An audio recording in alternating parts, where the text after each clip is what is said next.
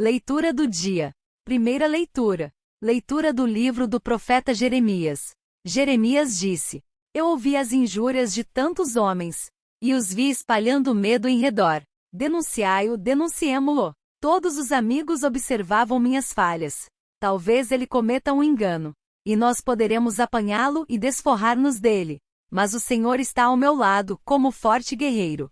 Por isso, os que me perseguem cairão vencidos, por não terem tido êxito. Eles se cobrirão de vergonha. Eterna infâmia que nunca se apaga. Ó Senhor dos exércitos, que provas o homem justo, e vês os sentimentos do coração. Rogo-te me faças ver tua vingança sobre eles, pois eu te declarei a minha causa. Cantai ao Senhor, louvai o Senhor, pois ele salvou a vida de um pobre homem, das mãos dos maus. Segunda leitura. Leitura da carta de São Paulo aos Romanos. Irmãos, o pecado entrou no mundo por um só homem. Através do pecado, entrou a morte.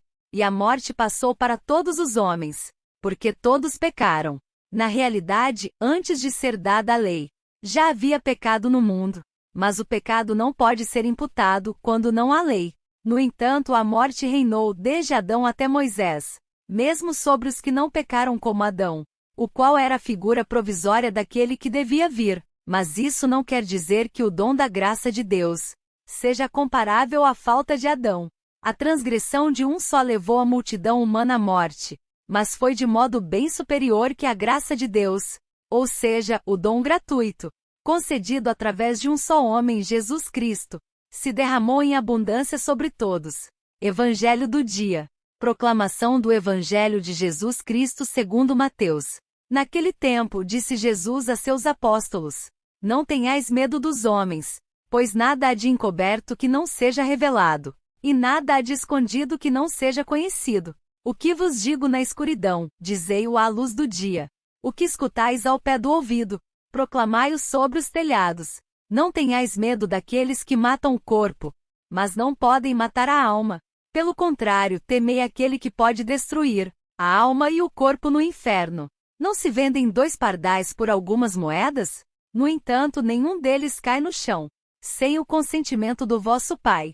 Quanto a vós, até os cabelos da vossa cabeça estão todos contados. Não tenhais medo, vós valeis mais do que muitos pardais. Portanto, todo aquele que se declarar a meu favor diante dos homens, também eu me declararei em favor dele, diante do meu Pai que está nos céus. Aquele, porém, que me negar diante dos homens, também eu o negarei diante do meu Pai que está nos céus. Palavras do Santo Padre. O medo é um dos piores inimigos da nossa vida cristã. Jesus exorta: não receeis, não tenhais medo. E Jesus descreve 3 situações concretas que eles enfrentarão. Antes de tudo, a primeira, a hostilidade daqueles que gostariam de silenciar a palavra de Deus, edulcorando-a, diluindo-a ou reprimindo quantos a anunciam. A segunda dificuldade que os missionários de Cristo irão encontrar é a ameaça física contra eles, isto é, a perseguição direta do seu povo, inclusive a morte. Esta profecia de Jesus verificou-se em todos os tempos. Trata-se de uma realidade dolorosa, mas atesta a fidelidade das testemunhas. Quantos cristãos ainda hoje são perseguidos em todo o mundo? Sofrem pelo Evangelho com amor, são os mártires dos nossos dias. O terceiro tipo de prova que os apóstolos terão de enfrentar é indicada por Jesus no sentimento que alguns terão de que o próprio Deus os abandonou, permanecendo distante e silencioso. Também aqui nos exorta a não ter medo, porque, apesar de passarmos por estas e outras ciladas, a vida dos discípulos está firmemente nas mãos de Deus, que nos ama e nos guarda. São Guilherme Abade, fundador do mosteiro de Monte Vergine. Guilherme tinha os pés torturados de tanto andar. Seu destino era Santiago de Compostela e depois, um dia, a Terra Santa. Às vezes, 14 anos são suficientes para escolher a vida que se quer viver, renunciado àquela que se tem. Assim foi Guilherme, um adolescente de Vercelli.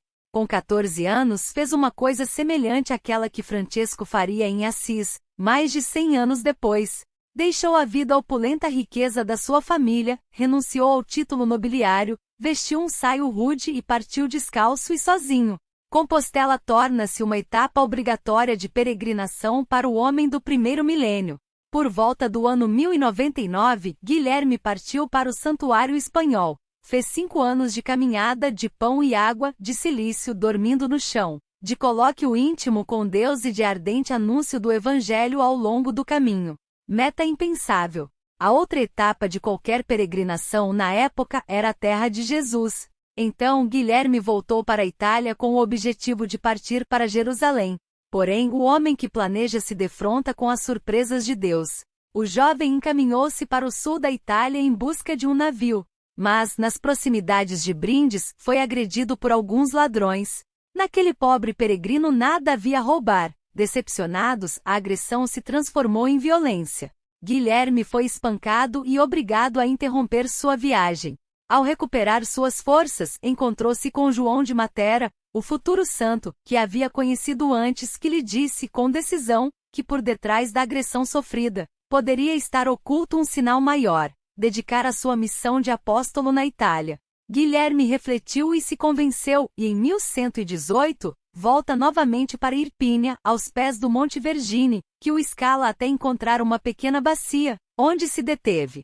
Ali, o peregrino se tornou eremita. Os monges de Monte Vergine. O eremita pensava ser feito para a solidão, mas a solidão não era feita para ele. Sua fama de homem de Deus se espalhou rápido como o vento gelado que penetrava nos bosques do Monte Partênio. Dezenas de pessoas chegavam ao lugar onde se encontrava a cela do monge Guilherme. Assim o eremita torna-se abade. Foram poucas as regras escritas, ditadas e mostradas com seu exemplo: penitência rigorosa, oração, prática da caridade com os pobres. Este foi o broto da sua congregação dedicada a Maria, oficialmente reconhecida em 1126. No entanto, os pés do eremita queimavam. Certo dia, o santo peregrino confiou a um discípulo a recém-nascida abadia de Monte Vergine e retomou sua estrada, indo de Irpínia a Sânio, da Lucânia a Apulia e Sicília. Os príncipes normandos e as pessoas paupérrimas que o encontravam permaneciam fascinados. Em sua história fala-se de sinais milagrosos, entre os quais o mais conhecido era o do lobo que dilacerou o burro de carga de Guilherme. Então o monge o obrigou a se transformar em um animal de carga com perfeita mansidão. Padroeiro da Irpínia. A abadia de Monte Vergine prosperou, graças às contínuas doações conspícuas. Entre os amigos reinantes, mas, sobretudo, sinceros de Guilherme, destaca-se Rogério II, um rei normando. Foi ele quem visitou pela última vez o peregrino, que se tornou eremita e abade, debilitado e quase sem força. Em 1142, São Guilherme entregou seu espírito em um de seus mosteiros da Irpínia, em Goleto. 800 anos depois da sua morte, em 1942, Pio XII o proclamou padroeiro principal da Irpínia. São Próspero de Aquitânia, filósofo.